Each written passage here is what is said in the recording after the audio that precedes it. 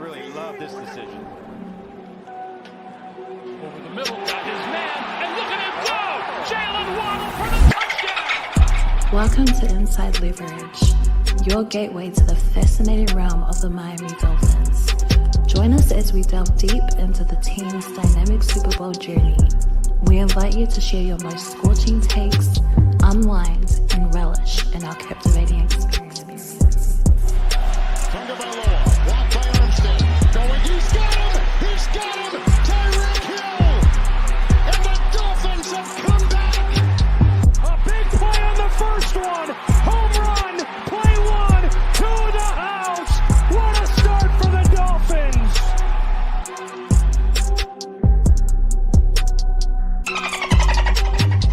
It's Inside Leverage. We always gonna put on the show, baby. That's what we do.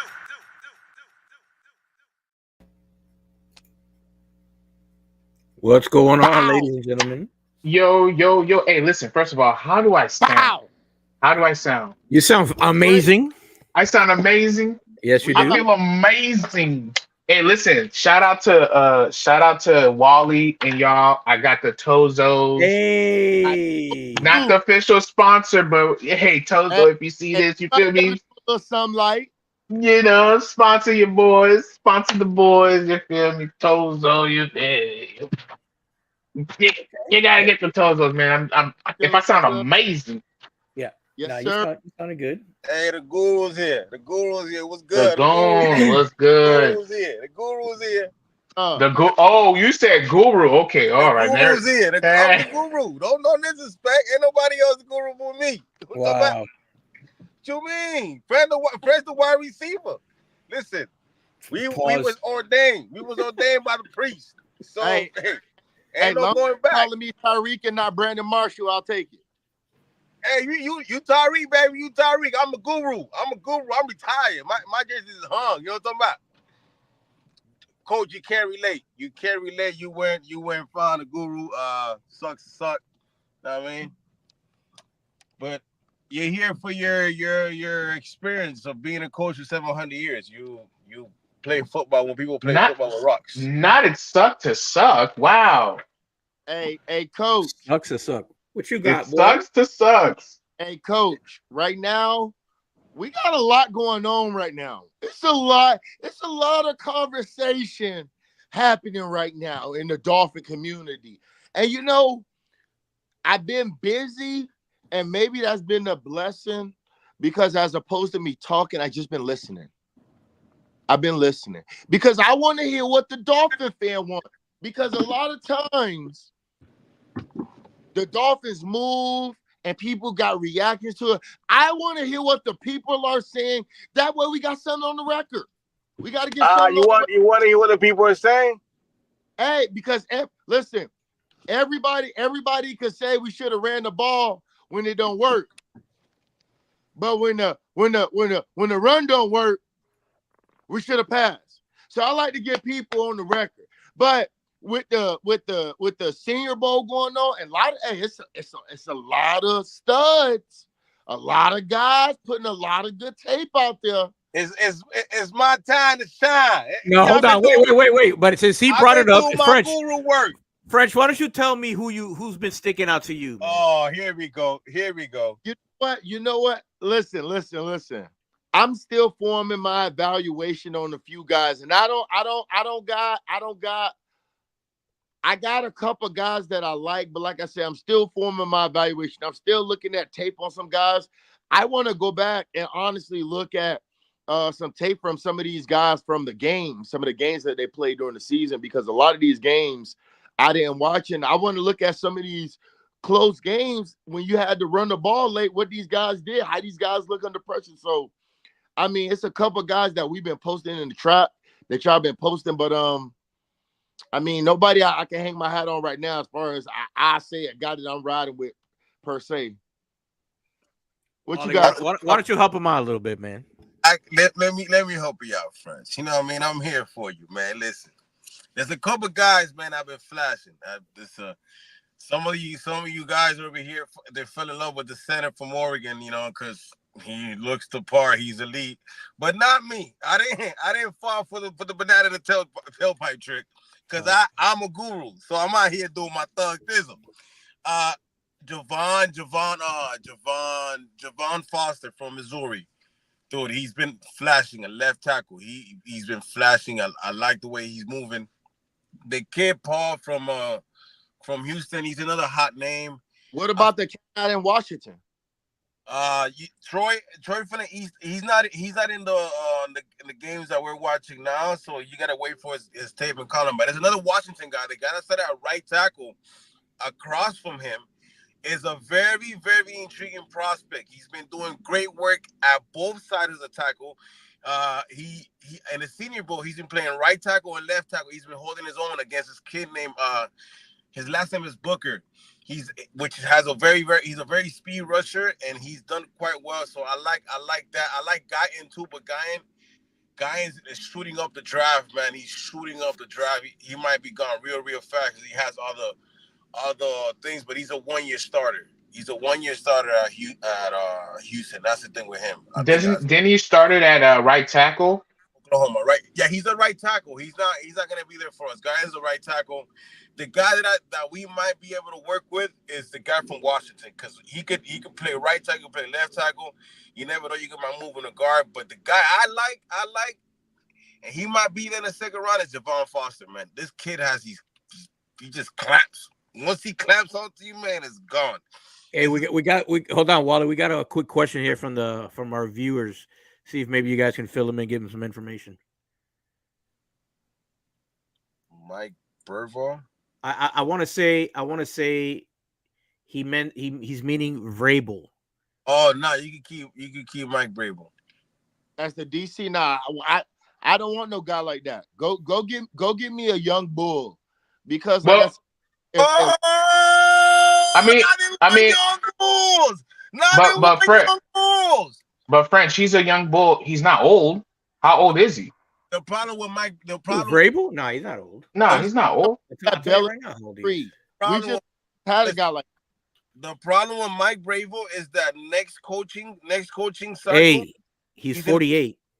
Listen, the problem with Mike Vrabel is that the next coaching cycle, he's going to be the hot name, no matter what he does.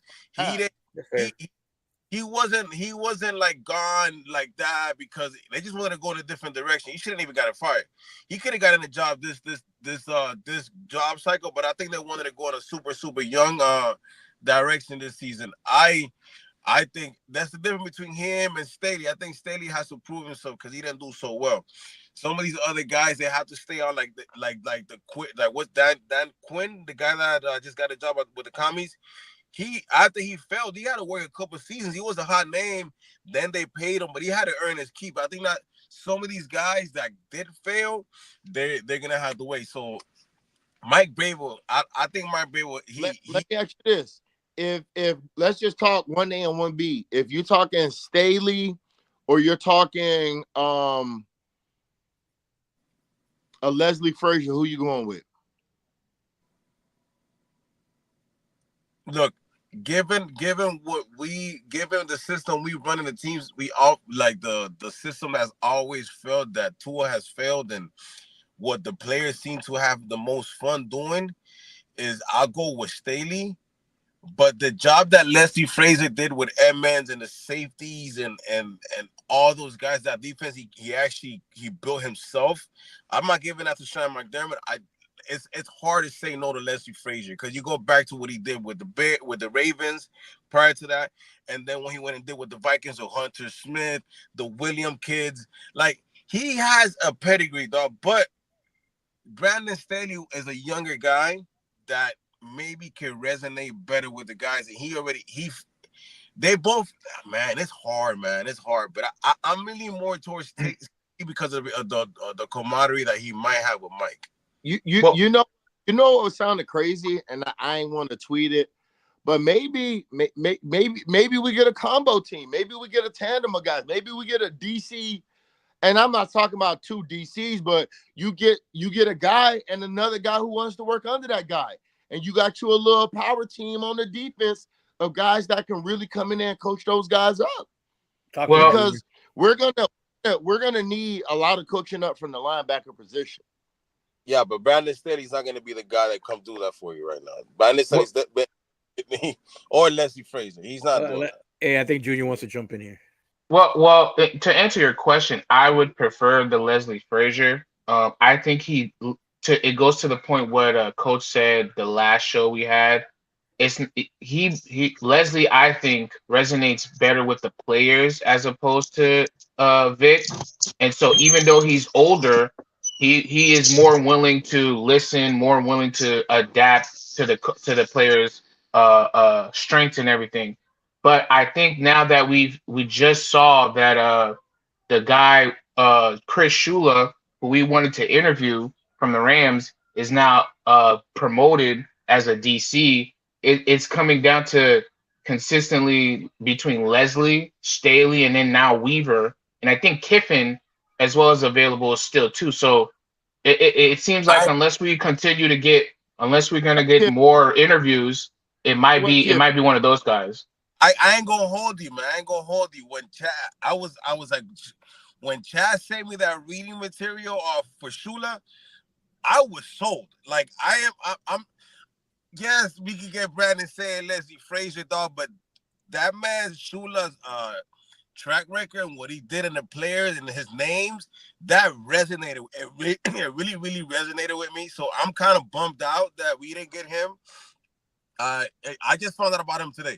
Either way, but his resume is impeccable, dog. And specifically for what this team wants to do, to me, that was a right guy. That would have been a home run hire. Not needless to say that Brandon Staley and Leslie Frazier, whoever we get, might not be it. But I was really, I was hoping for Shula. I was. And he's Shula's grandson, so it would have been a nice story. You know what I'm saying? Yeah, but man. Hey, he obviously was qualified, right? Because Big Bang wouldn't let him out the building. So, I mean, it looks like now it'll be like Junior said, between Staley and Frazier. Honestly, they both there's relationships on both ends with both guys. I think Marvin Allen and those guys have some Buffalo ties that could play into it with maybe bringing in a Leslie Frazier. I don't know if the front office is leaning one way and the head coach is leaning another. You know what I'm saying? Like it's going to be kind of interesting to see what they do. We gotta stop announcing our interviews. Every time we announce anybody, they get hired. They get a promotion, man. I'm tired of it. I'm not a fan of it. Stop saying who we interview. Interview the guy below him, so they can get the job, and then our guy will be safe. You know what I mean? Because every guy we interview get the promotion, man. I'm over it. They don't want us to win, bro. They don't want us to win. They're plotting on us, man. So yeah, man. I mean, the sentimental part of me wanted to hire him, and I gotta echo what Wally said. When I read, I didn't even know that Shula's grandson was coaching. I mean, the bloodline is a bloodline, bro. You know what I mean? But because you have a name doesn't mean that you're a good coach. But apparently, he had to try. His resume is quite impressive. So they knew what they were doing retaining him. That wasn't by accident. Facts. So it's going to be interesting. I'm hoping maybe by next week we could find some type of resolution. Just kind of get the DC and then get the personnels. Do you guys? I'll go around the room. Do you guys have any leaning, like one way or another? If you're leaning to one guy or another, I can start first. I'm leaning more towards Leslie Frazier, in my opinion. I just like that the older guy can resonate with young players and that he's experienced and he can adjust and adapt to the defense. I know I wanted a 3-4, but I'm sure he can come in and say, okay, if we're this, I will make it this with my concept and we'll make it work. So that's where I'm leaning for. Listen, man. Go ahead and get Leslie Frazier out here, man. Revenge game, man. Revenge. He gonna have some cooking for Buffalo. You know what I mean? So go ahead and get Leslie Frazier. But the thinking man of me sees a better match and a better marriage with Brandon Staley and Mike. I think they have a camaraderie. Like I told you guys, if I'm right, they might have a camaraderie. They work together. They're idealistic and new wave mentality or whatever you might want to call it. it might mesh well. So I think it's probably the route that the team might go, and that's I might be leaning towards that. But the fanboy and the spiteful in me, go ahead and get Leslie Frazier and let's run it up with them boys, man. Yeah, I mean Leslie Frazier is a great choice. My number one choice would have been Evero. We got blocked. You know what I mean? So that's not gonna happen. But if I had to choose someone based on the guys that we have right now available to us, I'd probably lean Leslie Frazier. I like the potential of what Weaver could bring if he is bringing that physical and that tenacity over here, and he could build something. You know, I mean, that's appealing. Shula would have been a great option. He's gone. I mean, you know, some of the guys that we're interested in are getting these opportunities in their own places. So at least we know that we were looking at the right guys, right? But for me, I'd probably lean Leslie just off the experience, him being a teacher, you know what I mean, excellent communicator. Like I think you could do work with that, but I mean, maybe they have other ideas in mind. Possibly. What do you think, French? Give me late. Go. Hey man, bring Leslie home, man. Bring him home, and bring in Staley as assistant DC. Let's go, bro. Let's go. So you're thinking a double-headed dragon. Why not? Why not? Well, what we gotta build. I mean, I'm crazy. I remember when I said Sealer. They was like, "What you mean Sealer over Wilkins?" You're not gonna let this go, huh? Bro, he's not gonna let this go, bro. He's not gonna let this Never, go. ever, never. Jeez Louise, They bro. Get told me over it. Wilkins Get over it. was Get gonna over it. have, hey. That's what they told me. But I seen it with my own eyes. I seen it in the fog. I seen what happened. So with what we got, because you also got to take into consideration that this DC is going to have to cook with what he got for the most part. And when you talk about retooling the line, the defensive line, getting a whole new linebacking core, all hands on deck. Listen, from my opinion, I mean, I think it's going to be unanimous. I wanted Frazier because, you know, I've always said that you want to. I personally would like the yin and the yang, and Leslie does have that aspect of, you know, quote unquote the experience, to not call them old, but not having a history of being stubborn, like the situation that we had before. But I will say that something I've learned over the years is that relationships matter. And that seems to me that there's somebody that has not been picked up yet, that has been interviewed, that has a very strong relationship with the head coach. Although I would assume, or I would think that Grier has the final say here, but I have a sneaky suspicion that Mike might be pulling for one candidate over the others. I mean, there's a guy that not a lot of people are high on that does have a great relationship with Mike. We know that they're part of like the same agency, QB Collective. We've seen the videos going around, and I mean, for me, I don't hate it if they were to go in that direction. I just have a personal preference in Frazier. I just feel like he aligns what I personally like. But if they go in a different direction, I am of the opinion that a lot of these candidates can bring that element that we're looking for as far as just being able to teach and develop and put these guys in a position to ball. And we know Ramsey probably would be on board with it. So, and I agree with that. I agree. It's a matter of familiarity. You want to keep kind of the continuity of the system. Yes, things will change as far as verbiage, but it's not to a point where your guys are still confused. People doing the wrong thing.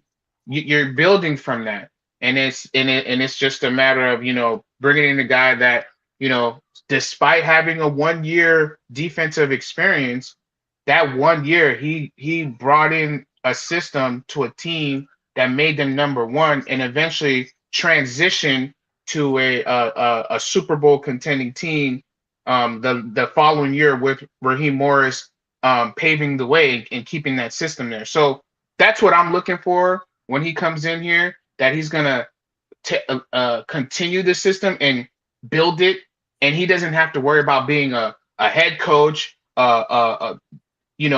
being monitoring offense, special teams, and defense. Just focus on that defense and build it to your vision where we can dominate for the 2024 season. I don't know why people hate on the hire, man. I don't know why. I don't know what's wrong with it. I personally like it. I don't know what's the problem. We've already established the 2024 season is all about trench play. Do I need to go get the ski mask and the hoodie? It's French, all about French. You might have to, big dog. You might have to. Hey, who's your top target, French? Say that again. You're breaking up. No, you're breaking up. He said, "Who's your top target?" Are y'all breaking up or is it me? Hold on. Convenient. Internet don't work. Now, ¿Qué casualidad, compadre? The Mint Mobile again. Hey, shout out to Mint Mobile for doing the work that they do. Hey, help my boy out, Showtime, for the Mint Mobile. French, if you could just help Showtime out with the Mint Mobile service, that'd be greatly appreciated. Shout out to my boy Showtime. Hey man, get that man up here, man. You know what I'm saying? Get that man some help, man. Yeah. Wow. French need to upgrade the service, man. That's what's going on. You gotta upgrade the service. Hey, but speaking about the prospects, man, I have a couple which I really like, and there's a couple ones that me and Wally the Guru have talked about specifically on the offensive line. We felt like I put the respect. I gave you Guru. I gave you the title. I gave you the good dog.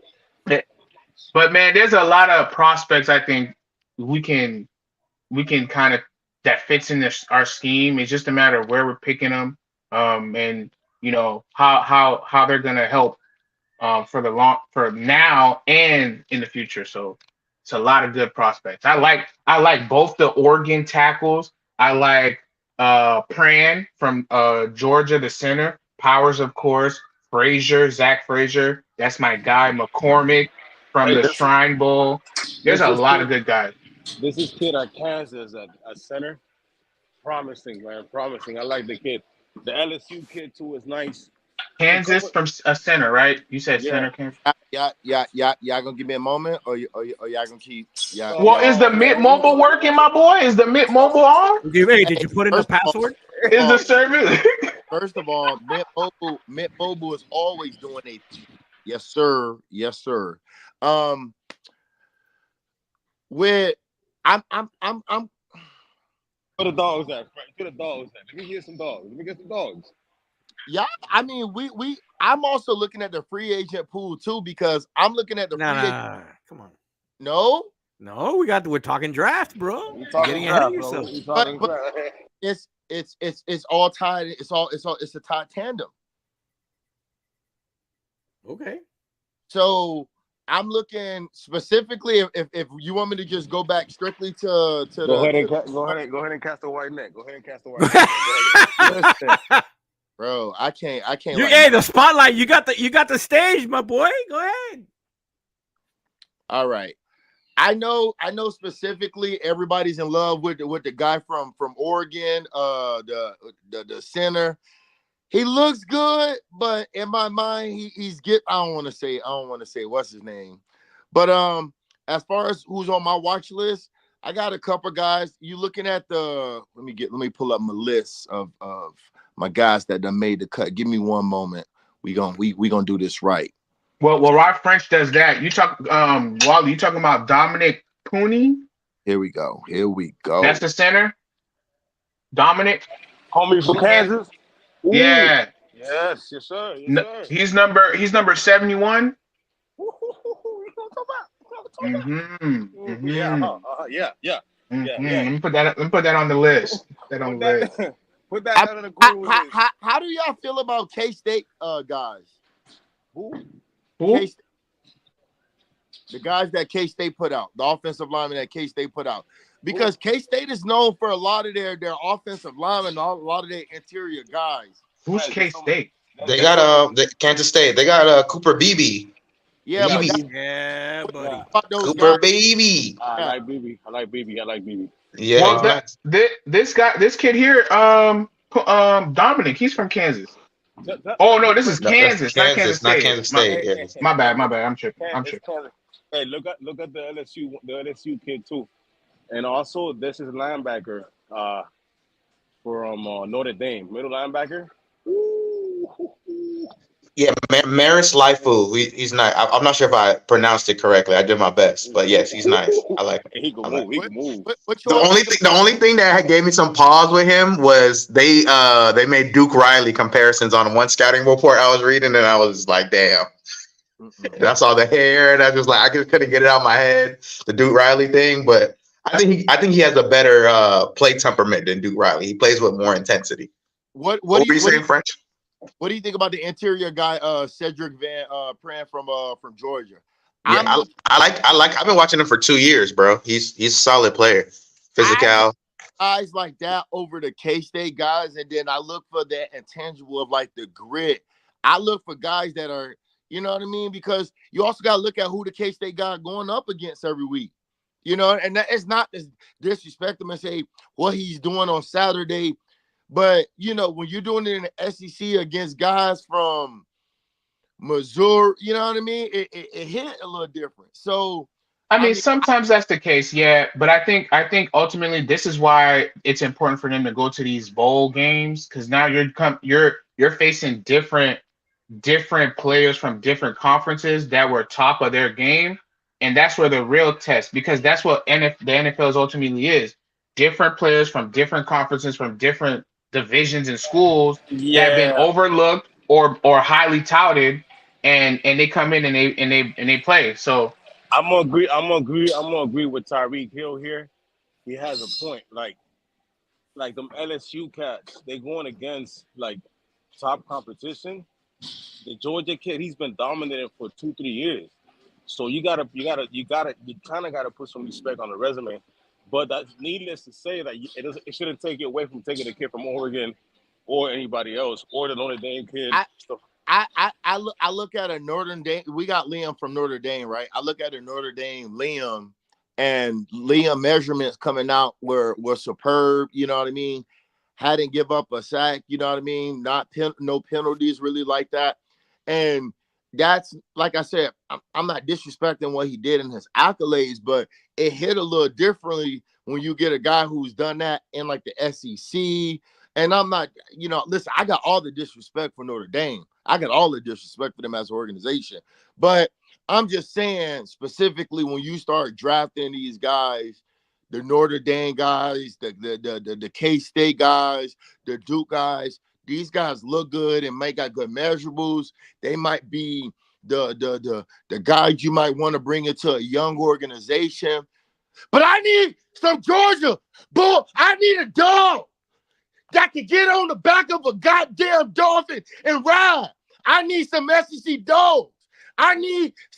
Listen, it's all about trench warfare. Don't give me an SEC dog. Hey, French, hold on. We got our guest here. He's gonna scare the guest. Look what you just walked into, buddy.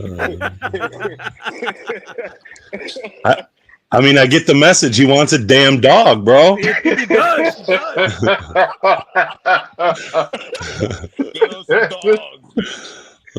Oh man, that was great.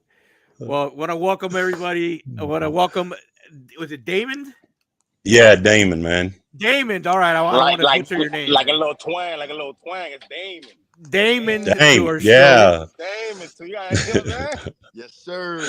All right, man. Welcome. Appreciate you guys. Appreciate you taking your time here. Why don't you share with all our viewers what little background about yourself? Oh man, so I own NFL Draft Diamonds. I've been scouting for too long, and it started off with HBC football players, scouting FAMU and Bethune-Cookman and the little schools here in Florida, and it took off into scouting every single small school football player in the country, it feels like. So that's kind of like what we do, is find the diamonds, try to find the diamonds in the rough, try to help the small school football player get their name out there, get their word out there, and tell their story and share their film. We break down film. We do a bunch of different things. And then recently my company was hired as the scouting staff of the Hula Bowl. So we are now doing all the scouting for the Hula Bowl, bringing the guys in, bringing them to the All-Star game. And that's me, man, in a nutshell. That's great. That's great.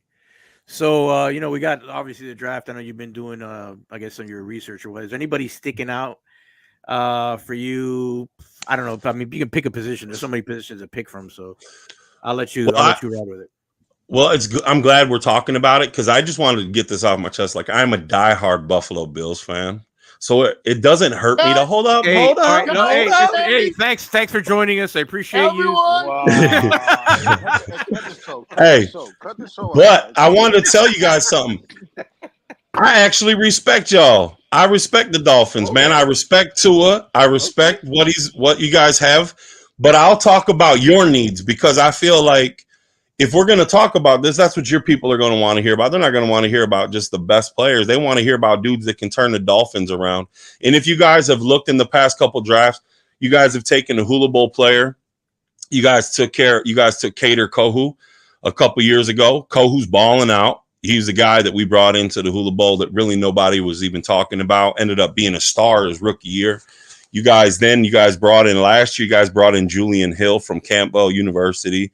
That was my sleeper. If you go and you look and you go and you take back everything that I've ever said on Twitter and you go back and take the screenshots, you're going to see that I was in love with Julian Hill. So you guys actually found a diamond of mine. He was underutilized at that level at Campbell, and he's a great blocking tight end, and you guys have utilized him pretty well. He's been coming in the games. I've watched him. I'm a big fan, but I think your guys' biggest needs interior line. And I think if we're really looking at it, I mean, you guys are losing a bunch of players in free agency. Your interior line is rough. You need people with versatility. You need people that can play the guard and the tackle position. You need centers that are versatile enough, because you don't know who's going to pan out. So in the draft, you need to go heavy. Number one, look at what Raheem Mostert did with kind of a sad line. Like, I'm not trying to there's no disrespect here, but your guys' line was not great. And he was still putting up multi-digit touchdowns. Tua has more time if you can protect him. He's not going to get concussed. The opportunity for him to throw the ball deeper down the field is going to be there. You need to protect him. So in my opinion, interior O-line, some guys that I think are interior O-line guys later in the draft, everybody can pick in the beginning of the draft, but it's the late guys that really matter to me. I think a guy like Nick Gargiulo from South Carolina, he adds so much versatility. He is a guy that just got invited to the Hula Bowl, or he was at the Hula Bowl, just got a combine invite from there. He was a Yale kid. Now at Yale, you guys are probably like, what in the world? Like, I've never even heard of this kid maybe. Well, he's a 6'4", 6'5" center, but he can play every position on the O-line. He's played tackle, right tackle, left tackle, guard, left guard, right guard, and center. That versatility for a player like that, to be able to throw him, if you have an injury mid-game, he can come in and fill in any role. That is a player that you want to add late in the draft that has that versatility where you can just plug and play right away. I think a player like Nick would be an amazing player. We had a couple players at our game, like Matthew Jones from Ohio State. The dude was a road grader. He was probably one of the best offensive linemen we had at the Hula Bowl. He was mean as hell. He was a bigger dude. He would just drive his opponents far off the ball. I think he'd be a great pickup for the Dolphins, and I think he fits that scheme to where their offensive line can mold him the way they want him. Within 2 years, he'll probably end up being a high caliber offensive lineman for the Dolphins, and I think he could push himself into a Pro Bowl type position. You need a mauler on the interior. French, you had a question for me? I seen that finger go up. Yeah, damn. I don't mean to stop you on that, but let me. As I'm listening to you speak, what separates? Because I'm also looking at some of the comments on Twitter, and I definitely want to respect the HBCU guys. And even with my comments prior to you coming in talking about the K-State guys versus the Georgia guys, what in your mind separates the HBCU guys who maybe just went there for multitude of reasons versus the K-State, the Dukes, the teams that high IQ guys, but not, necessarily the athletes jumping off the screen that might go to a Georgia. What separates those three categories of offensive linemen, specifically when you talk about the interior pressure, in your opinion? So first off, if we're looking, it doesn't matter what level you play at. Either you're going to be dominant in what you do, and you're going to be able to attack a football player, a defensive player. You're going to be able to drive them off the ball, or you're just not. And if you look, I think the speed of the players around them and the players of the size of the offensive lineman is the biggest difference in college football when you start moving levels. When you start moving at the D3, D2 levels, the MEAC, the SWAC, when you start looking at them, the offensive linemen aren't as big. As you get into the FBS, these dudes are 6'9", 320 pounds. They're massive. Their wingspans are 34. You know what I mean? Their arm is 34. The wingspans are 86. And it's like, we have, like, this year, I think the longest wingspan of any player, and I think we'll see it at the combine, is probably Aneem Dankwa from Howard. The dude's got like an 86, 87-inch wingspan. So it's not that they don't have it. They have it, but they're untapped potential. They're raw. They haven't played football a long time. Dankwa's from Canada. So you got a Canadian dude that's coming in who's really never really played a lot of football. And then you're putting him up against the guy who's played, 40 games at Michigan. I mean, it's not close. I mean, the level of competition, number one, is not there. And then not only level of competition, it's what they're capable of. What's the kick step look like? How athletic is he? Can he be molded into something that's bigger and better or stronger? And I think that he has that build. He has the ability to put the weight on him, to cut him up, to make him cut up.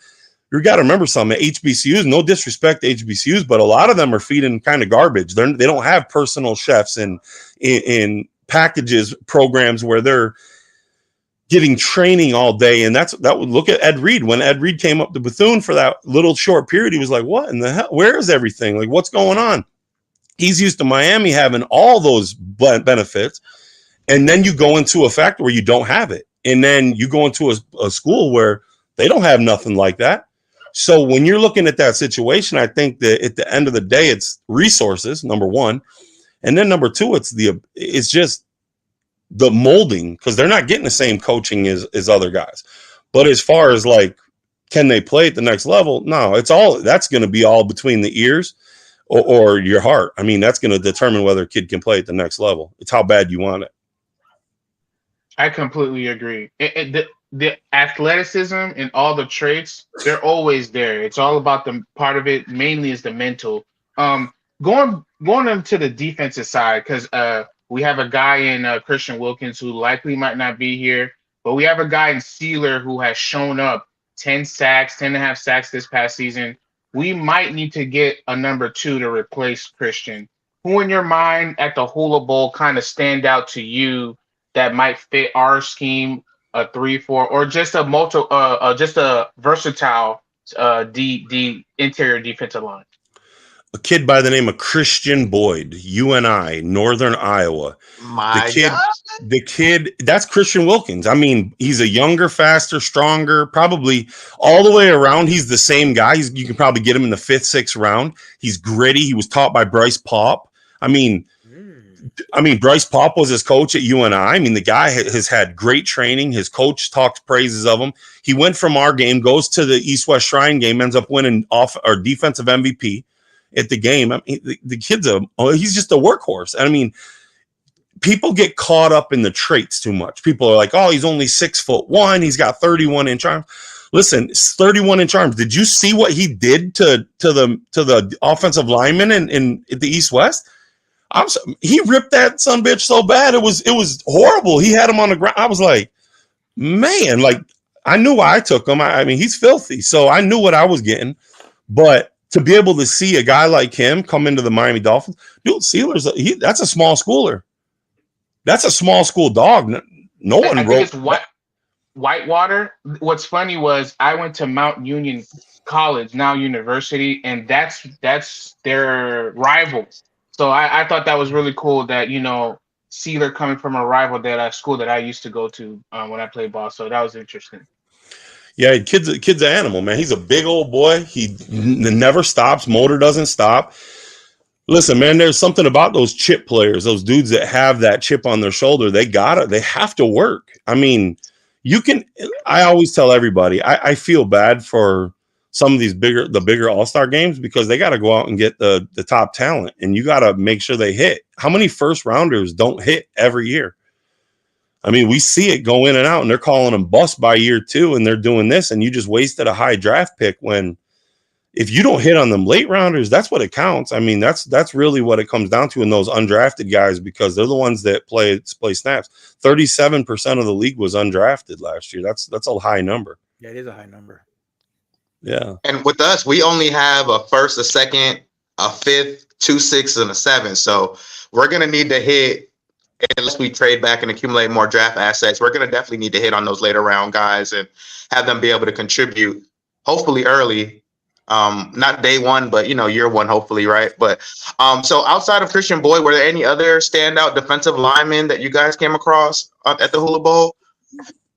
Of course, man. There's tons of football players down here, but there's a kid by the name of Eric Watts. He's more of a D end edge rusher. He ended up getting called up to the Senior Bowl from UConn. He's just so damn raw and so athletic and just a human, like a great human.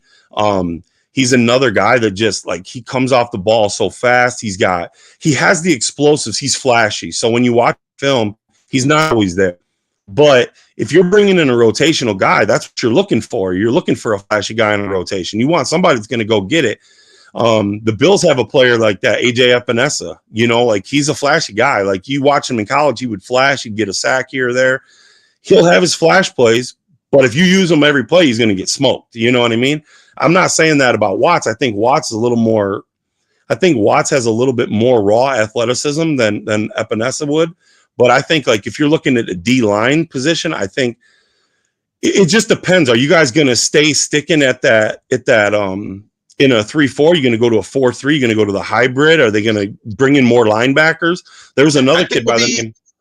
I think we'll be base nickel, kind of similar to you guys. I mean, if we get Leslie Frazier, you know what that. Oh, well, yeah, I hope you guys don't get him. He's a really good coach. But I mean, then I just got to face you twice a year. But I have to face you anyway, so, I mean, it don't matter. But I'll give you another couple guys that really had a great week at the Hula Bowl that were D-line. One is Jawan Briggs. That dude is he's very similar to Julian Hill, just like a humble dude. He's married, has kids. He came in with he was the first person to fill out his paperwork, the first person to arrive into Hula Bowl, first person to get on the football field. He was the first person to say hello to everybody. That's the type of football player that makes a football roster for a long period of time and continues because he's just a classy professional, and teams will love him and people will give him opportunities all the time. And the crazy thing is we do interviews with our players. And when you ask our offensive linemen, who's the toughest guy you faced? They're like Jawan Briggs, because the dude just doesn't stop. He's got the Energizer Bunny mode. Another guy that was really awesome off the edge was Solomon Boyd from USC. That kid is more of an edge rusher. He has the fastest spin move I think I've ever seen in a college football player, just coming off of an edge. It's explosive. I don't know how he does it, but just seeing those type of things. I mean, the Hula Bowl was an awesome event. 50 of our players got called up to another game. We have over 17 combine invites right now. So, I mean, I think our staff, big ups to them because they did a great job scouting, putting together scouting reports. We wrote 750 scouting reports.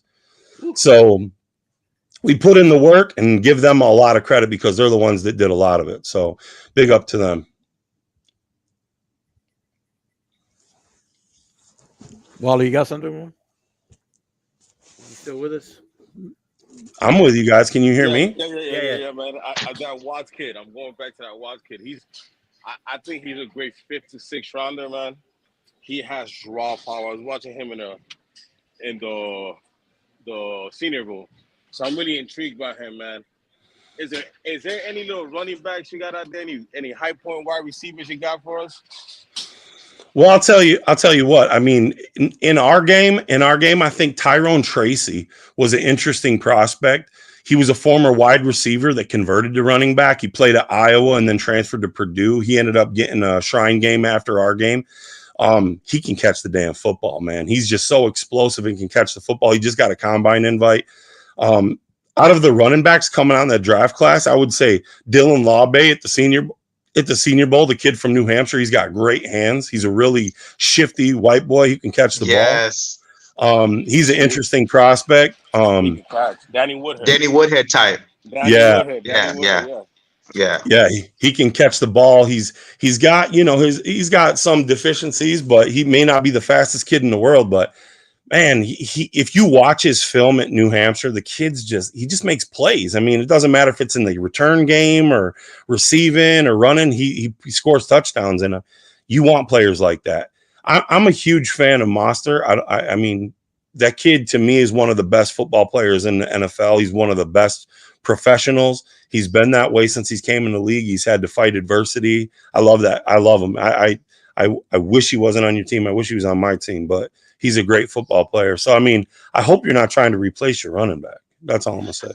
We're looking to incorporate. I'm sorry. We're looking to incorporate. We think that we could use a different element in the backfield. I mean, with Mostert and Achane, it's a little redundant with the skill set. I mean, Achane provides maybe a little bit more as a receiver in the future. Maybe not right now, but I think you can develop that aspect a little bit more with Achane. But with Chris Brooks, he was a power back, lower undrafted kind of type of guy that we brought in that had some ability. I just don't know if they're going to lean on him. But if they do, I just feel like the issue for me is Jeff Wilson and kind of getting someone better that if Mostert was to miss some time or Achane to get a little banged up, you could have someone that you could depend on and trust to contribute in a variety of ways. And if he is sitting on the bench like a Dylan Lobb, at least he can be a punt return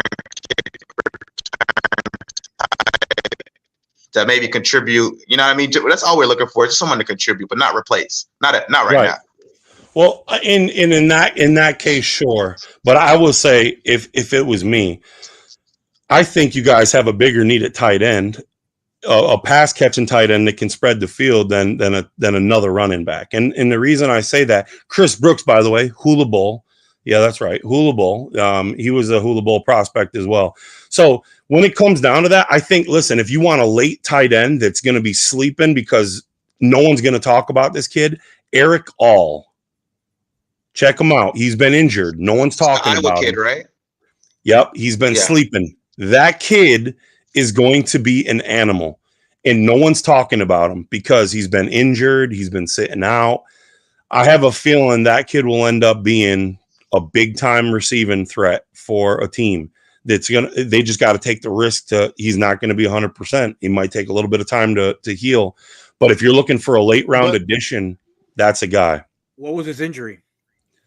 You would ask me that now. I think it's a knee. Don't hold me to it, but he got hurt near the end of the year. And when that happened, obviously it took him out of the All-Star game circle. So no one's talking about him right now. They're talking about other players like Isaac Rex and different people that have stepped up in place, but they forgot about him and he just kind of fell off the map. And every year a player like that happens. You can go look at the Tennessee offensive lineman that happened and the Chiefs took him and now he's like a freaking Pro Bowler. I mean, people will fall sometimes due to injury. And at the end of the day, you just got to be willing to take a risk. I'm telling you, Eric All and a Mike McDaniel offense would be freaking nasty. He would be nasty. Check out his highlights. You'll see what I'm saying. Please, Dolphins administration, if you hear this, don't listen to me. Dave, I got a quick question for you. It's funny enough that you mentioned that you were a Bills fan and you mentioned that you hold Frazier in high regard. So I want to switch it up just real quickly here. I'm curious to hear your opinion on Frazier and what he can possibly bring to the Dolphins, because I know he's in contention or he's one of the candidates that we're looking at. Man, I can tell you this, man. He's just a great human. Everyone loved him. Everybody loves him in his thing. Sometimes he's conservative, which I'm not a big fan of conservativeness, especially. But I don't know if that was him or if that was Sean McDermott overruling, because McDermott's a defensive-minded coach too. And obviously something happened to where there was a miscue. And I wouldn't doubt it that it was that 13 seconds that everybody remembers and dreads. But they played too soft a defense. They were playing prevent in that, and I think that was Leslie Frazier will get blamed for it, but I'm not sure he was proud of that or wanted to do that. So there's some times where there will be a blitz and it would just be like so weird. Like if you're watching the game, you would see a blitz just so random. Be like, why the hell are they blitzing? And they would hit a long play. And then they did that in that 13 seconds where they hit Kelsey on a huge play. And at the end of the day, you're sitting there asking yourself, like, why the hell they blitz? We're playing a prevent, but we're blitzing from a prevent. It made no sense. So there was something there. But I can tell you this, when he was there, we didn't have great football players, and our defense was top 5 every time, every year. The guys, he knows what he's doing. I think he needs to be let go and just let him be him and make his calls. And I'll be honest with you. Look at your defensive coordinator last year. No offense to Vic Fangio. He's a great defensive mind.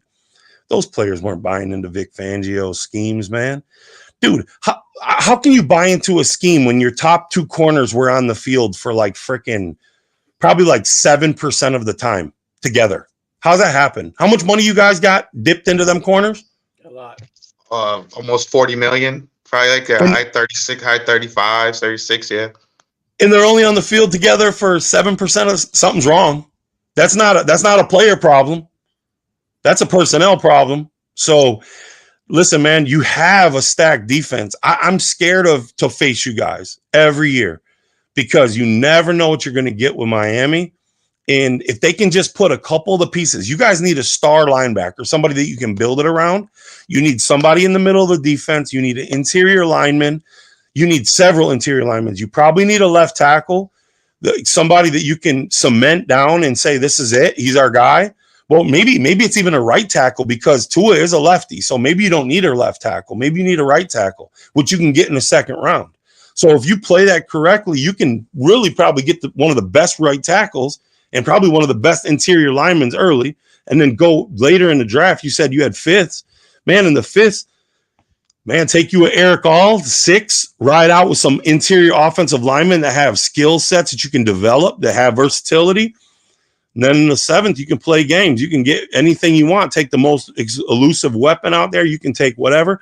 And then in free agency, if you can get done early, you can start making calls. Who the hell don't want to play with Tyreek Hill? You have a great football team all the way around. They're explosive as shit. If I'm an explosive football player, I'm trying to play in Miami. Think about that. That's fair. If I'm a 4.2 40 guy, why the hell wouldn't I want to go play with Tyreek Hill? Who the hell's going to cover us? Right. I'd be like, dog, yeah, I've got an off the field, whatever, but I'm trying to play with Tyreek. Shit, running streaks, ain't nobody can catch you. Tua just got to throw it to the moon.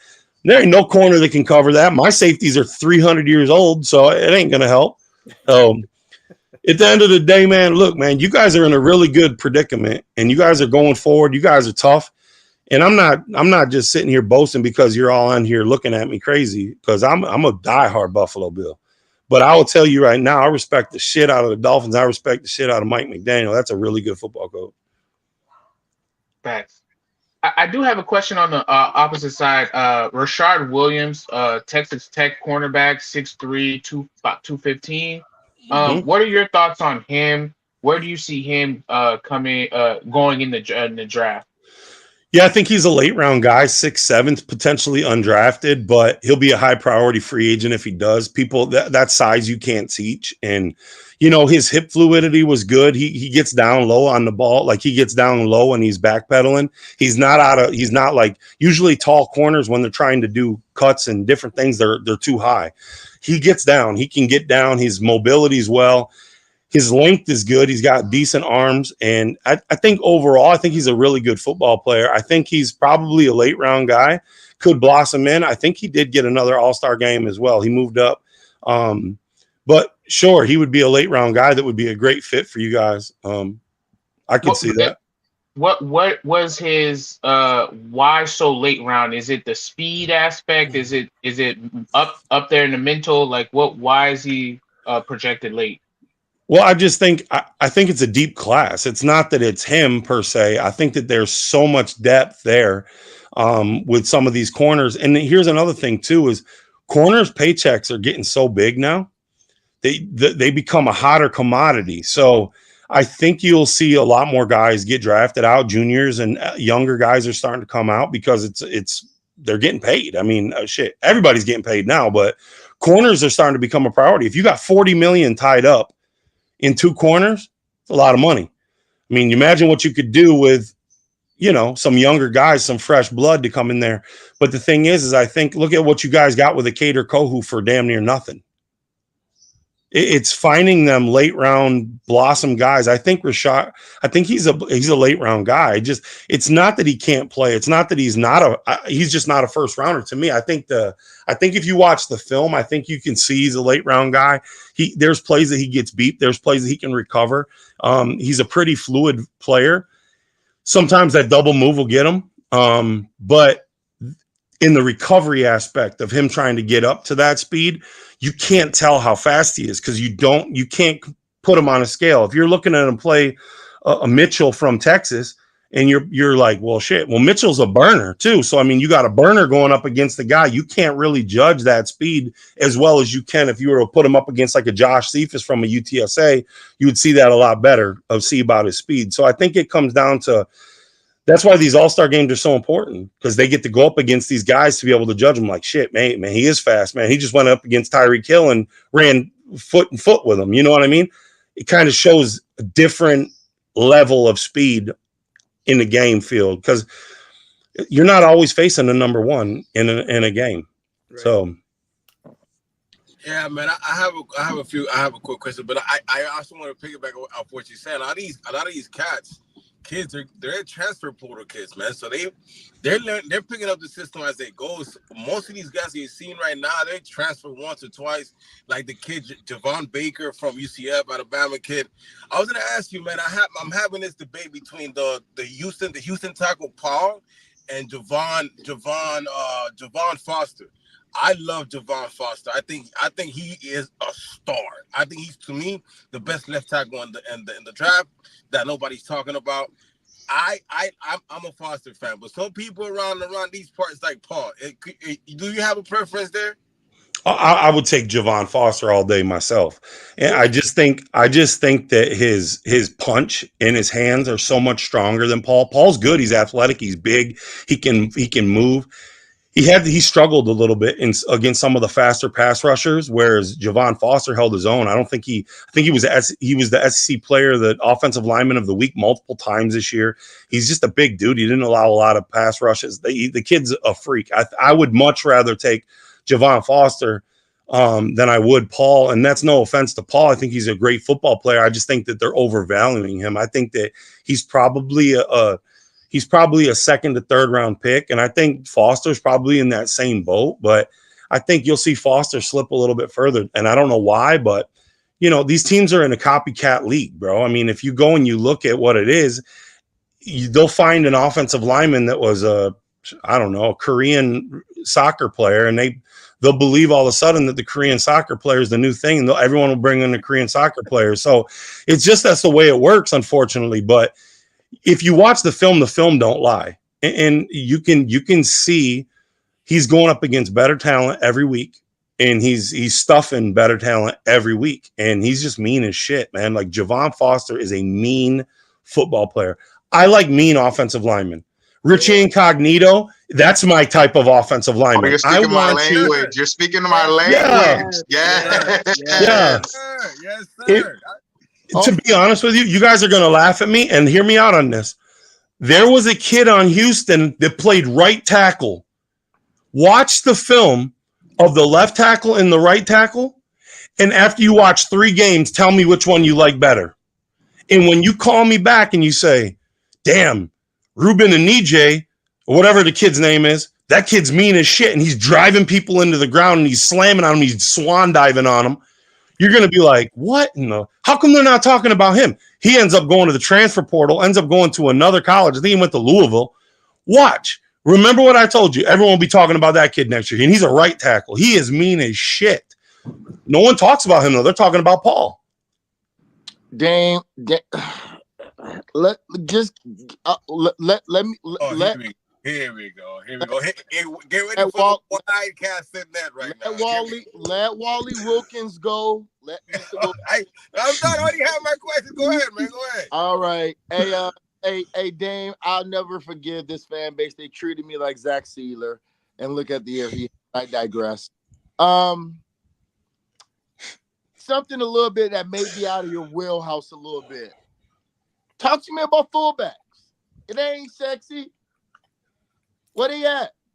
It's not sexy, but where they at? Talk to me about the fullback position. Why do you want one? That's a better question, huh? Hold up. No. Listen. Why do you want one? I want to hear the response back, and then I'll tell you about my fullbacks. I want to know first. Hold up. He wants to find the fan base. That's what he does. He wants to find another player. He did this with Zach Sealer and Christian Wilkins, so now he wants to get rid of Ingold. No. I don't want to. Which is insane. This is insane work. This is nasty work, French. Wow, French. Mr. Wilkins, thank you.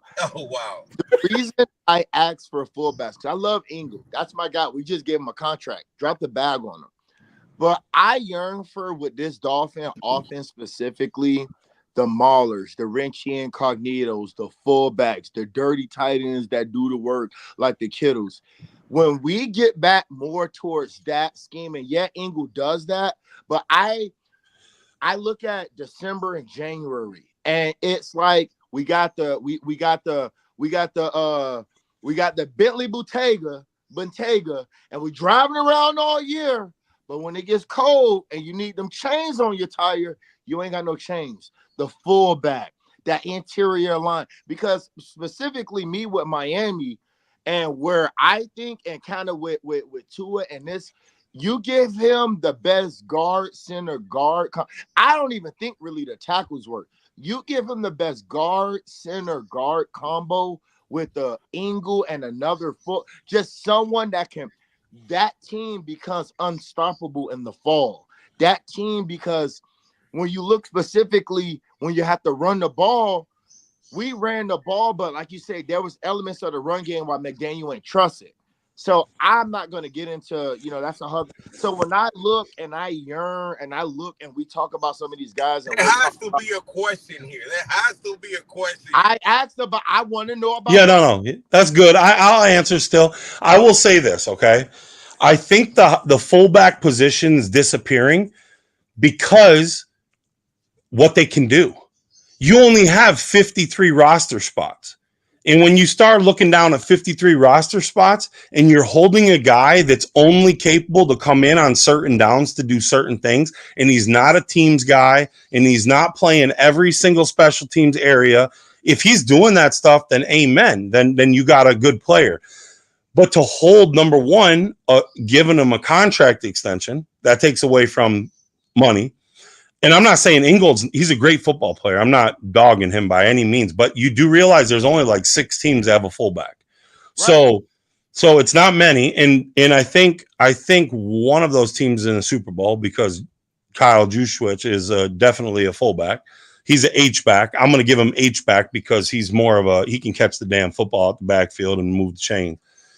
Ingold can do that a little bit as well, but I don't see Ingold as like, I can tell you this. If you're looking for somebody just as a blocker, then get some damn offensive linemen. And you won't have to worry about your fullback. A fullback question, Frank. But hold on. Is that production from the fullback, a lot of that production then just taken up by the tight end and the evolution of the game? I think that's what it is. Like the tight ends and they become H-backs was essentially, they're kind of marrying the fullback and the tight ends together. So it's because the size of the guys. So if you take a guy, what we're considering an H-back, we'll take Julian Hill, for example. Julian Hill's a 6'3", 6'4" guy. He's not a 6'6" tight end that can spread the field, but he's more of a 6'3", 6'4" H-back. He can catch the ball at the backfield. He's got hands, but he can block, and he's a high-level blocker. So technically, you have another fullback on your roster. So when you're putting him out at tight end, whether you keep him in line or splitting him out, you basically potentially have another blocker out there. The thing is, if you're looking to add more, I would say no, because that's a waste of. You might as well add 2 punters then. Correct. What are your thoughts on Jaheim Bell out of Florida State? I think he can maybe be like in that Charles Clay type role. What are your thoughts on him? Yeah, absolutely. So like he is more of a H-back. Right. He's a lot better pass catcher than he is a blocker. So if you bring him in, then sure, he can split them. He can make the middle of the field hell for your opponents. You know what I'm saying? Because he can get down. He can hit that seam. He can get a nice ball down there and tear it up. But like you guys are missing, in my opinion, you're missing a tight end that can get the first down. Correct. You're missing somebody that can spread the field. The hell with if you got Tyreek and Jalen Waddle running crossings, and you got someone running straight down the middle of the football field, there's nobody that can cover that. Thank you. If Tua can make the read, he has 2 options coming across. He can go over here. He can go over here. He can go right down the pipe. And what the safety has to do is the safety has to figure out where to go. If the safeties are playing too high and they got 2 crossings, they got to be aware of their surroundings. They got areas that they have to cover. Now you just open up the middle of the field with a tight end. You're going to shred people. You don't need a tight end that's just getting 3 yards. You need a tight end that's going to get you 15, 20 yards. Yeah. And Gesicki back in the day when they threw him the damn football. So who's a Kittle type in from the Hula Bowl or in general prospects coming out in your opinion that you know? Honestly, the Hawk kid, that kid he's talking about, the Iowa kid, because I was watching the I forgot his name, Sinet. He was dropping passes. The TCU kid was dropping passes. Sinet, yeah, Jared Wiley. Jared Wiley dropping passes. I'm not really too sold on the actual guys that are out here. Outside of Bowers, like tight end class is really weak. Except that guy. Sanders, Jason Sanders from Texas. He's okay. Yeah, Wally said it best. Weak is like an understatement. This tight end class sucks. But I mean, it's bad. So like I wouldn't be looking on nobody for future. Long term. There's a couple dudes. Like he said, Brock Bowers is definitely number 1. Outside of him, the next one's probably a couple rounds away. I'll give you a guy, though. Check out this kid. He didn't play in my game. I invited him. He didn't come. There's a kid that played at Colorado State by the name of Dallin Holker. Ooh, that's boy. Yeah, I've heard that. I've heard that name on this podcast before. Yes. Hey, that white boy is serious. Go check him out. Pull up. You just got to watch one game. Go pull up the Colorado game. That's it. Dion. He was by himself. He gives me Shockey vibes. I'm not saying he's Jeremy Shockey, but he gives me Shockey vibes when I watch him as a UN. I see that hair flowing and him with that run after the catchability. It's rare, man. Chad, that third down play against Colorado, they looked for him. He caught it with a pass interference. My dude is nasty. Shout out to you, Chad. Yeah. That kid's nasty, man. That kid go. I like him. Now that's a good prospect, man. I would take him. He's a sleeper for me. He's nice. I like him. I like Eric All, but I like that kid a lot. So I think, listen, man, there's a lot of great prospects in this draft. I just don't think there's a lot of. I think a lot of people are going to get overhyped in some of these draft picks, and you're going to have a lot of busts. But I think there's not many good quarterbacks. I'm not really sold on the quarterback class. I'm not sold on the tight end class. The linebackers are deep. Corners are not. They're good. They're not great, but you'll see that. Running backs, there's a lot of depth, but running backs are like dime a dozen now. What would you say is the best group to you? The offensive line, man. Offensive line is very deep. You're going to see a lot of offensive lineman draft this year. But I'll tell you, I think the wide receiver groups is pretty nasty. There's a lot of good wideouts. Very deep talent. The Rice kid, McCaffrey, and Sidney Rice, Jerry Rice kid. They're both showing out in the Eastern Shrine. The Leggett kid from South Carolina. Malachi Corley. Yeah, Malachi Corley. We're high on Corley. Yeah, he's bro. That's 5'10", 215. Trash. The kid trash. I think he's from Louisville. Yep. Jamar. Yes. Yeah. Persall from Florida. He was out there running routes really well. McConkey. some slot type guys that we like. Thomas from LSU, bro. There's some really good guys, and it's deep, man. It's good all the way through. Dave, Johnny Wilson from Florida State. You see him as more as a tight end or a wide receiver? Who's that? Johnny Wilson from Florida State. That boy's a wide receiver. Wide receiver? Yeah. Don't stop him from trying to do that. He's not going to get a lot of separation, but Mike Evans doesn't get a lot of separation either. He can catch the ball. He can high point the ball. Yeah. Dave, quick question. I don't know how much more time you got, but I got a question for you real quick. Yeah. You gonna skip my question? I was no. Hold on, man. You guys been having all the fun. Let me at least get one in here. Yeah, Coach Mike needs one, man. Exactly, bro. I'm an observant guy, but I like to spew some knowledge every once in a while. So my question is, we have the number. Our first round pick is number 21. Considering you're a rival of ours, you're a fan of the Bills, you're a rival, and you're very familiar with the landscape and all the prospects and all that. Where would you invest if you were Chris Grier, GM for the Dolphins? Where would you go first with that number 21 pick? You guys are going to think I'm crazy, right? But I'm trading down. No, you were not. We'll talk about that. You're not crazy at all. We all think that. Yeah. I'm trading back, and I'm going to tell you why I'm trading back. I'm trading back because somebody's going to want to come up to get a quarterback. Somebody's going to want to come up to do something. The price is there.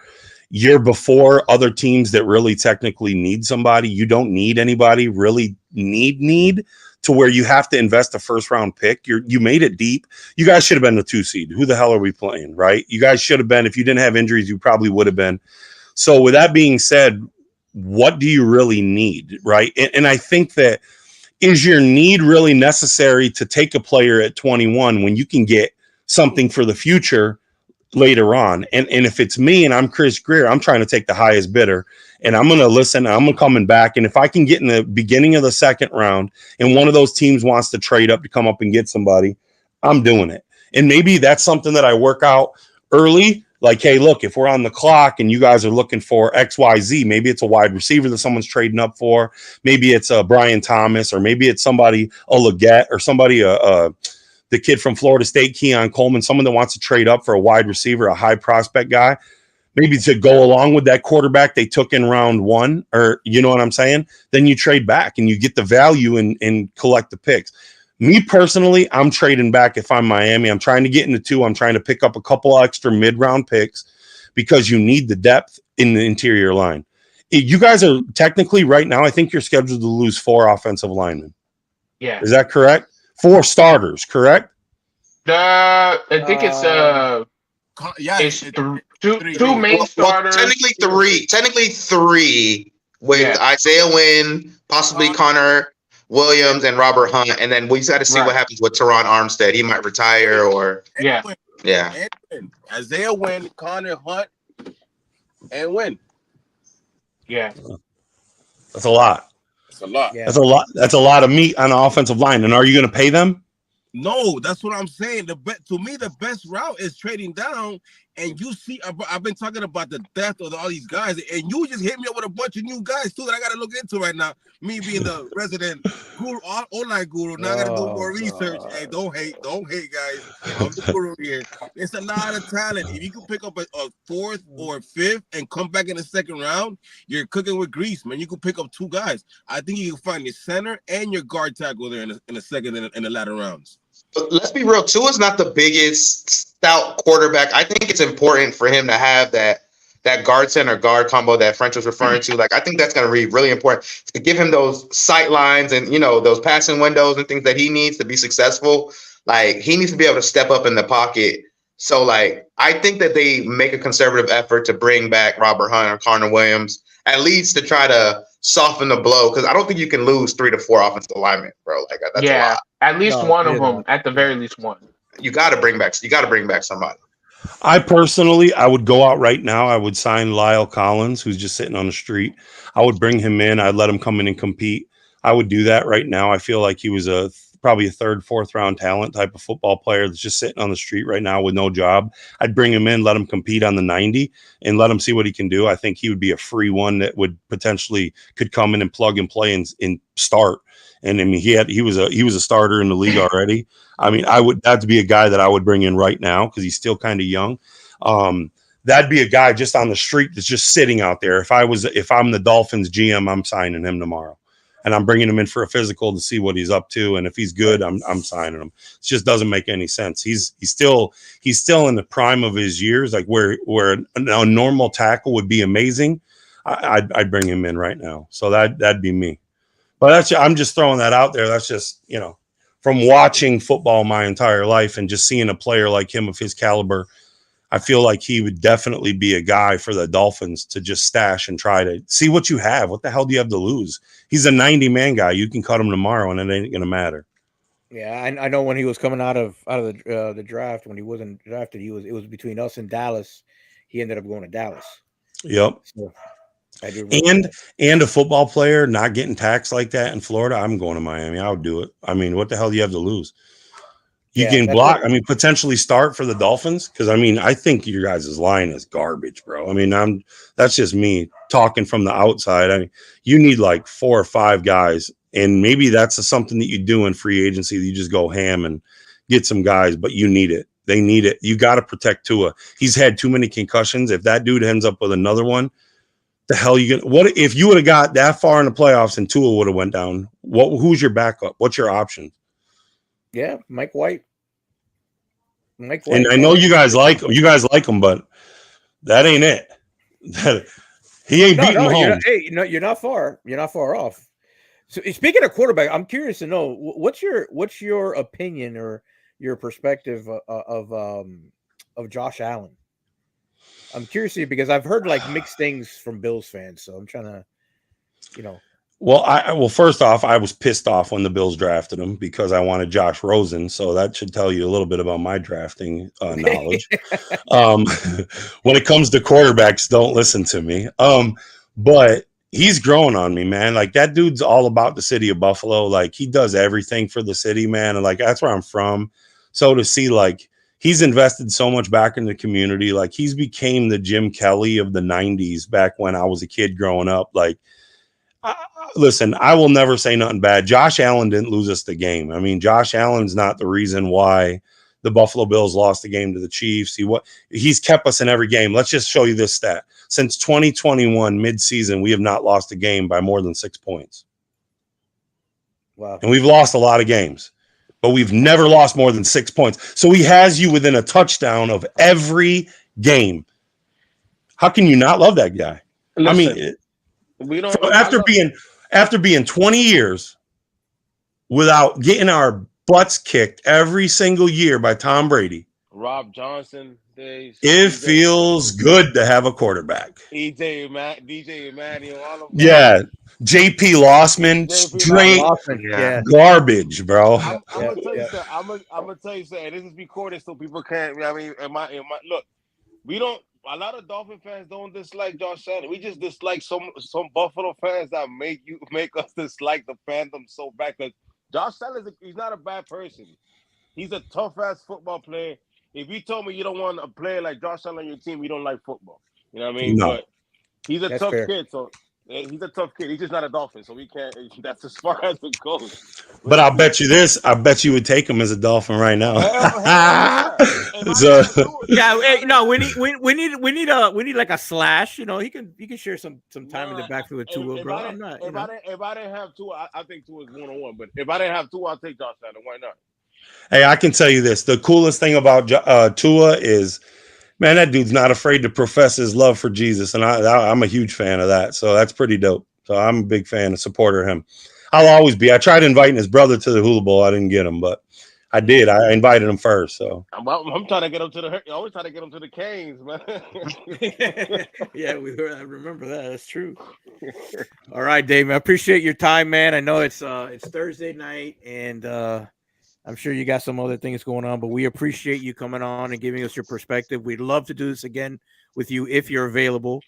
It was really fun and very informative, and I'm sure everybody that was watching out there would is a little bit smarter today because of the information you brought tonight. Definitely. Well, hey, Any, man, I any appreciate draft you guys. coverage? Any draft Yeah, coverage so- on the website? So no, I mean there is draft coverage on the website, yeah, but Right. like as far as like me sitting there on the YouTube, I don't have time for that. I mean, I work too much.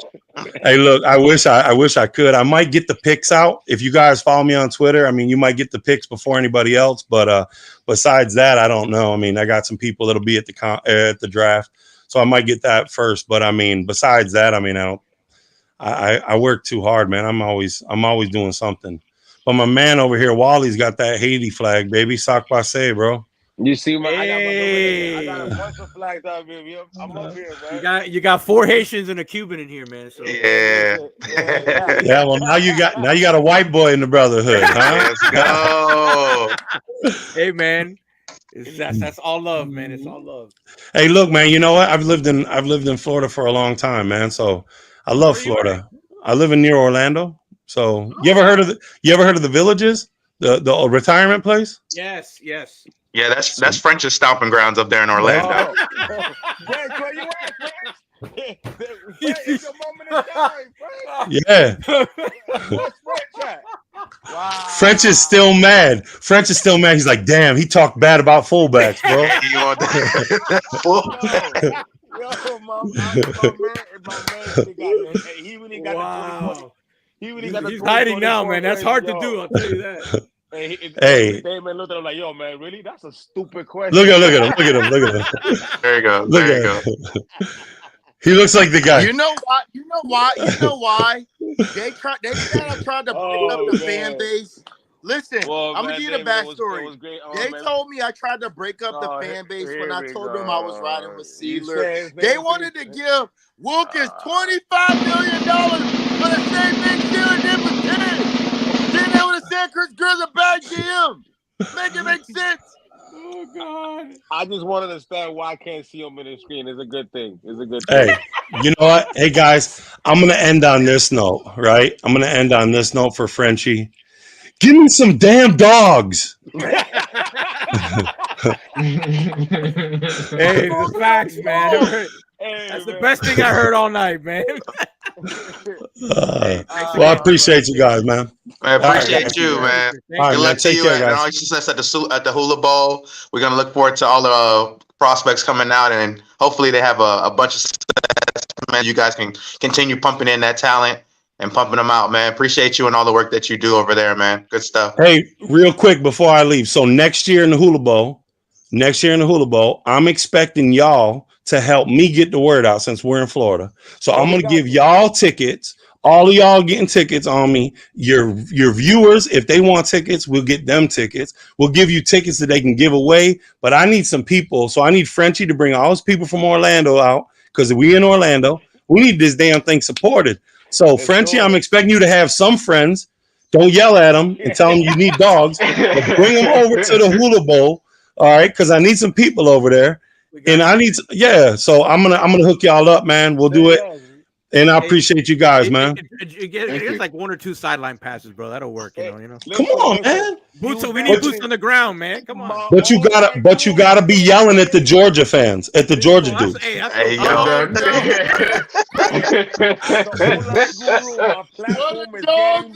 Where the dogs at? I'm gonna get a t-shirt that says "O-line Guru." It's on and popping, son. Yeah. All right, man. For Appreciate real. you, man. Yeah, man. We'll be in touch. Thanks for that. I appreciate it. All right, Thank man. you. Yeah, man. Take care, guys. All right, Have a bro. good night. Yes, sir. That was awesome. That was awesome, man. Good stuff, man. A fullback question got us books. Bro, this guy. I'm not gonna lie though. I'll say this. That's about the coolest Bills fan I ever met in my life. Yes, that's facts. That's facts. Yeah, cool guy. that's facts. Shout out to him, man. Hey, Yes, French, sir. French. Yeah, I mean, I've been doing some guru work. I got some linemen on that, but really a fullback? Friends, you gotta help me understand. You gotta help me understand the fullback concept. Help me see the video. Wait. Let's put him back on stage, bro. Put the background music. Put the background music. Put the background. One mic on French. Go ahead, French. Talk to us. When I speak of the fullback and the fullback era. I'm talking about the days when you fought in the trenches. Trench warfare. By any means necessary, give me the trench warfare. And if you're telling me ain't no more fullbacks, I gotta find another offensive lineman. Go give me a dog. Go give me the Georgia offensive lineman. I heard he's a bulldog. Go get me another one. Go get it for Tua. Give me the best center, guard, center combo, nose to man. And we're gonna run it up. Now you want Derrick Henry? When I asked for Derrick Henry, you're trying to kick me out of the fan base. I'm more lost than the initial question was asked. I don't even know why do we need fullbacks anymore? I don't even know.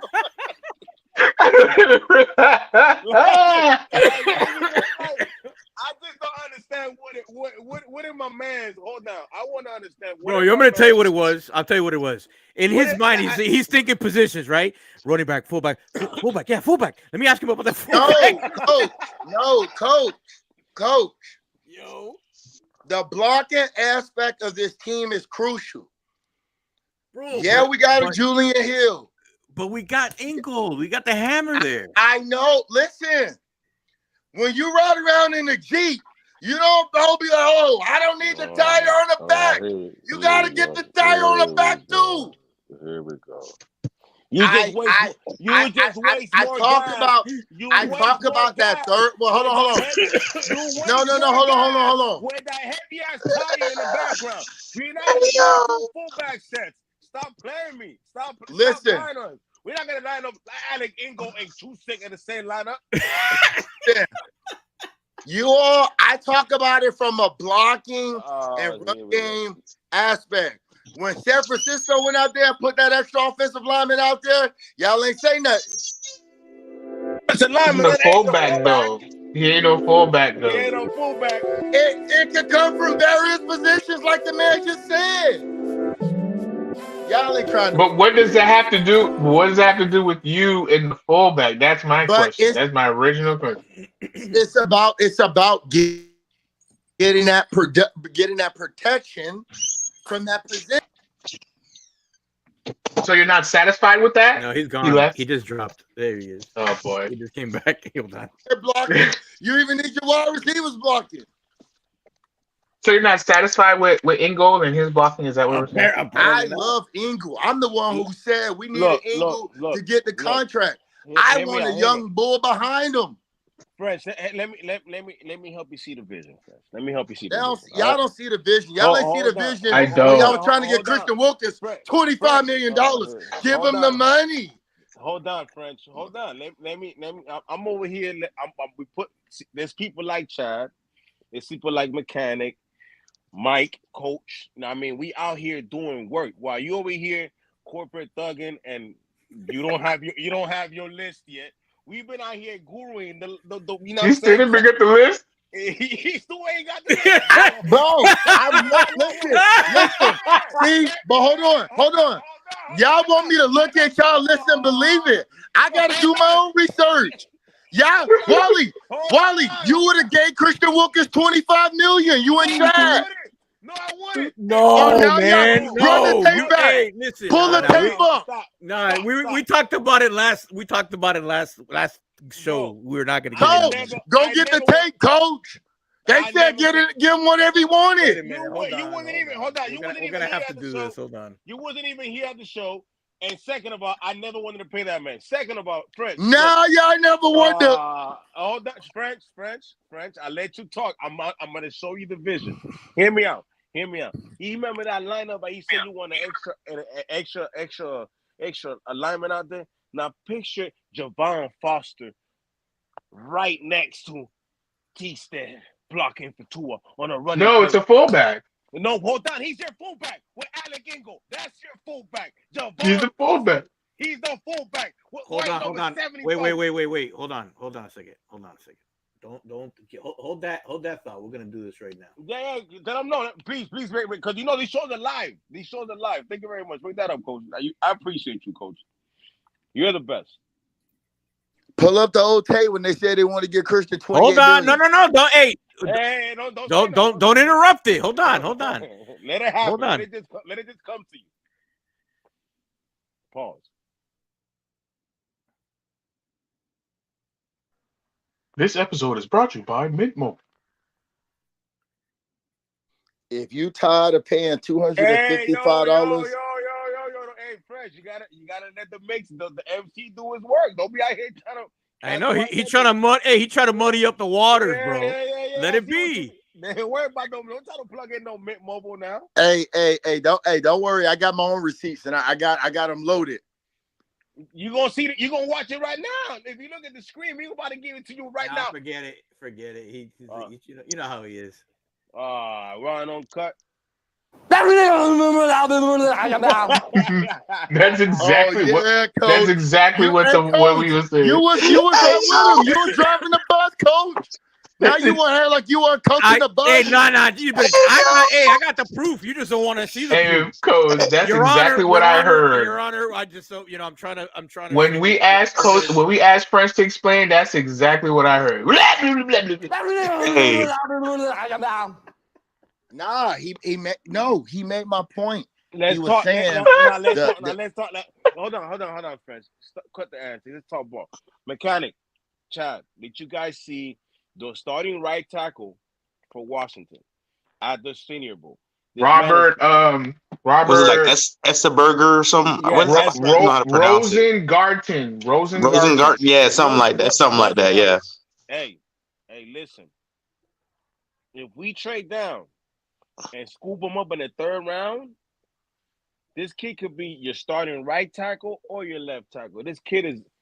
I like him a lot. So I'm playing both sides. Yeah. And he's holding his own on both sides. It's not like I'm watching the reps, the one-on-one reps, and he's not losing, dog. You know, sometimes in college you you sacrifice for the team and they bring a highly touted guy and they move each other to the side now to get you off the field. So maybe he could have been a starting left tackle. It seems like he's the forgotten man. Exactly. Because the Troy is getting all the hype, but he seems more like a very consistent, versatile guy. So I like him too. There's a lot of guys you can get in the second, third round. Even a guy fourth, like fifth round, even. Yeah. Even a guy like Patrick Paul. Is it Paul? Patrick Paul, the Houston kid. Mm-hmm. I think his feet is really good. He mirrors well. I'm a little concerned on how he winds up to engage. I didn't like that. I didn't like that. So that's something that I know he has really long arms. So is that something that's going to be an issue? Because there's going to be smart speed to power defensive ends that can take advantage of that. They'll get right up on your chest plate and drive you back. You know what I'm saying? So that's a little concern for me there. But I think getting him in the second, third round is there's a lot of guys, man. Hey, listen, Damon said it. Is this deep? This Davion Cohen kid from UM. I was about to say, Cohen. He starts. He starts today. The UConn kid. He starts. Haynes, yes. Yo, Mahogany from Boston College, solid. Yes. Yeah, there's some good ones. There's some talent in this draft, bro. At O-line, like I thought, I could see us really going O-line just because, like, it's just so many guys. Like, you got to get one, no? Yes. Yeah, you got to get at least one. But let me ask you this, Chad. What asset you have on the team that allows you to trade back to pick up another pick? The 21. I draft 21st pick. I draft pick is a very, very, very great spot to be at, given the dynamic of the NFL right now. Just like he said, we might be in play to be taking a Keon Coleman. We might be in play to take the Broward. Nobody might, given how the quarterbacks might be, and you know that they have the chalkboard, and then you have the left fields, like the Cole Strange, the trade-offs for Mac Jones, the trade-off for homie from the Jets, Zach Wilson. So the NFL, like you might be sitting pretty.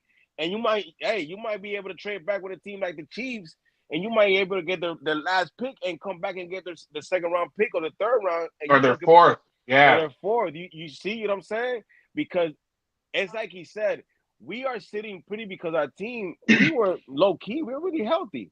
And there's a lot of depth guys that can help us even not replace, but built to somewhat maybe replace a Bradley Chubb like Junior was telling me about.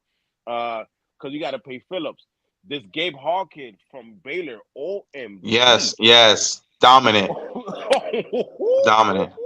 The Robinson kid from Missouri, even though, Charles Harris saga, but that Robinson kid, they lined him up inside, outside. It didn't matter. He was just. Where do you think he'd fall? Where do you think he falls? Because I heard first round buzz. I think he's a day 2 guy now. I think he's a day 2 guy. I'm gonna tell you something. Second, third round. I will take him to replace Christian Wilkins because he could do everything that Christian Wilkins. He could play the outside. I want Boyd. That Christian guy? Boyd. Yeah, no, that Christian. You got to get him. You have to. That boy nice. That boy nice. The Texas boy is nice too. Murphy and Sweat. Murphy and Sweat is good too. I like what he do. I was down on Sweat, Pops. I was down on Sweat, but I realized he has an ankle injury, and he's going. These guards are really freaking good. Like I that's why I was telling Coach, hey man, like he sold on the Oregon kid. There is the second line, the third line in the East in the Senior Bowl. These guys are all good. So when you see him losing, you shouldn't be discouraged because he's losing a really, really good guard. These are all I think the first 2-3 rounds, you're gonna see a lot of starting guards and offensive linemen, dog. It's just a lot of talent. It's really, really talented. No name kids. And I'm watching the Senior Bowl. That's the Eastern Shrine Bowl. There's a whole bunch of other bowls. It's a whole bunch of different bowls, man. Yeah. But let me ask you this, Wally. Do you if a bunch of these guys start going, do you take a guy to grab a guy then, or do you wait and see if you can spin a block? No. There's a lot of talented guys that you could wait, like the Kansas kid, the center from Kansas, the center from LSU. He saw that you don't have to take anything that's not there.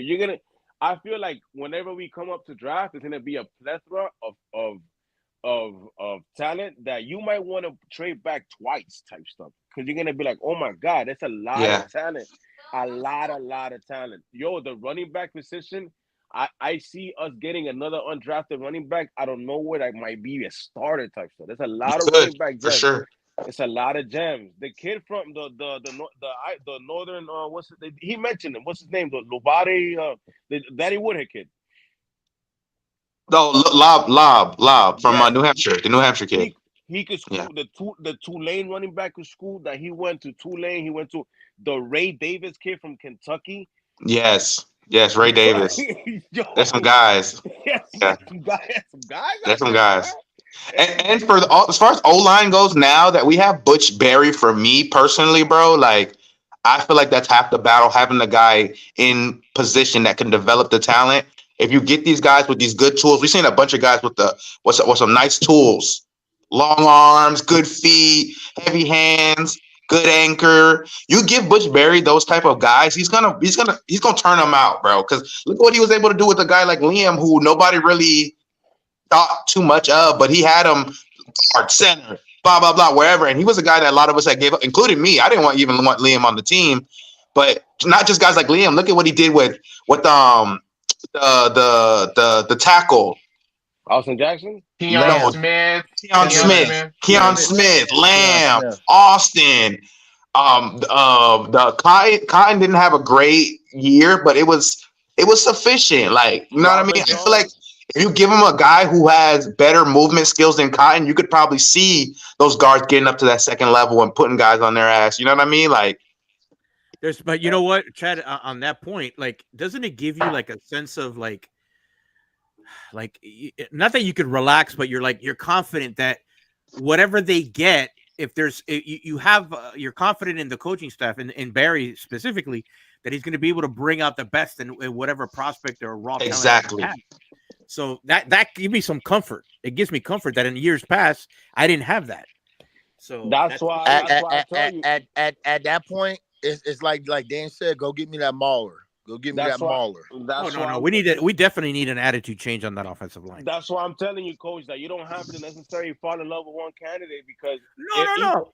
For me personally, it's not so much that. It's like I want the guy. Like I want the best guy. Yeah. You know what I mean? Like I understand for sure. Yeah, I always want the best guy, like the top tier guy. I have a little bit of breaking news. Looks like. Wait, hold on. So Philadelphia is requesting to speak with Casper, the DB, the safety coach. The safety coach. He worked with Vic Fangio, so it looks like Vic Fangio wants to try to poach him to block that. Let's block that. We need to block that. Let's block that. Block that. Block that. We ain't going nowhere. That breaking news. Go get your own guys. Go find your own coaches. That breaking news was brought to you by our sponsor, Celsius Energy Drink. Unofficial. We're working on that. Yeah, we're working on that. Hey, so on that front, we got some. Well, I'll talk to you guys about that later. We got some pretty good information. But yeah, man. Great show, man. Appreciate everybody for being here with us tonight at Inside Leverage. What's going on with Tua at the Pro Bowl game? Any updates there? So there's a bit of an overreaction. I'll post it on the DMs, but it looks like Tua did the precision passing. Yeah, this is what I got earlier. Tua was trash. No. That's all I got. Hey, it is what it is. It is what it is, bro.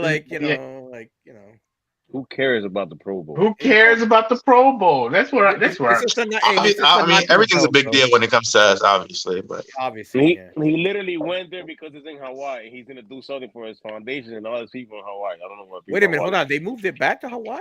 Yeah, I think it's not back in Hawaii. The Pro Bowl's in Orlando. Orlando. I'm gonna say, yeah. Man, bro, what's wrong? Whoa, my God, man, even worse. Between Wally and French, bro, like you need to cope this. Even worse. Nobody cares about that. Stick to your online Google-ness, bro. I mean, navigation system. Navigation system, man. Okay, Wilkins stands. If Wilkins leave, boy, y'all might be going with French. Somebody need to teach him, Chad, because that Mint Mobile ain't gonna work for him. Oh my God, bro, this guy with this Wilkins stuff, like, get over it. Didn't French want Dayball? Yes, you wanted Dayball. No, I did not want Dayball. Pull the record. Yes, you did. You wanted Dayball. You wanted Dayball. I want Dayball. Weren't you the one trying to get Doug Peterson? Don't play mechanic. Doug Peterson would. Oh yeah, I did want Doug Peterson. Yeah. Let's not go there. At least I'm admitting it. At least I'm admitting it. I didn't want no damn Dayball. Accountability is everything. You ain't gonna catch me slipping. I want to Dick Kyle. I ain't want none of that, boy. Yeah, I want to Dick Kyle. You know what I'm saying? Yeah, hey, y'all would have been the same one gave Christian $25 million saying we ain't got no money this year. The same old joke. The same old joke. Money. You got caught. Now y'all don't want to lay on that Wilkins bed. Got caught. Now y'all don't want to lay on that Wilkins bed. I'm so torn on the Wilkins, dog. It's so tough. It's a tough situation, bro. Sometimes I wake up and I be like, damn, just pay him. Sometimes I wake up and be like, man, we can't. Why you torn? No, I'm not torn. The money, the production. Hey, you know what? It's a lot, bro. It is a lot. You know what that Wilkins remind me of? It reminded me of that AT&T bill I used to have. That $278 a month I was paying, but I went and got that Mint Mobile. You know, and the service still sucks. I'm just saying. The service still sucks. Just like Liam Eichenberg.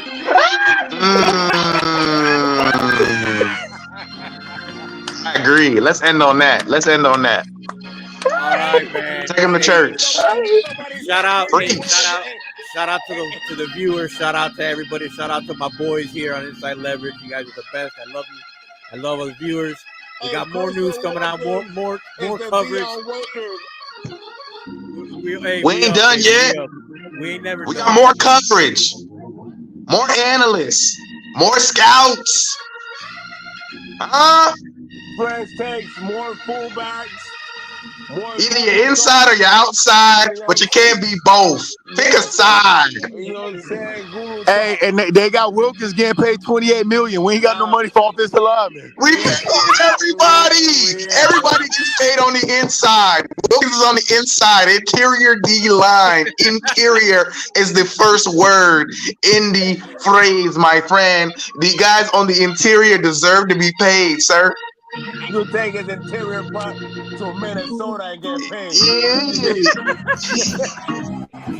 All right, y'all. See you. Yo.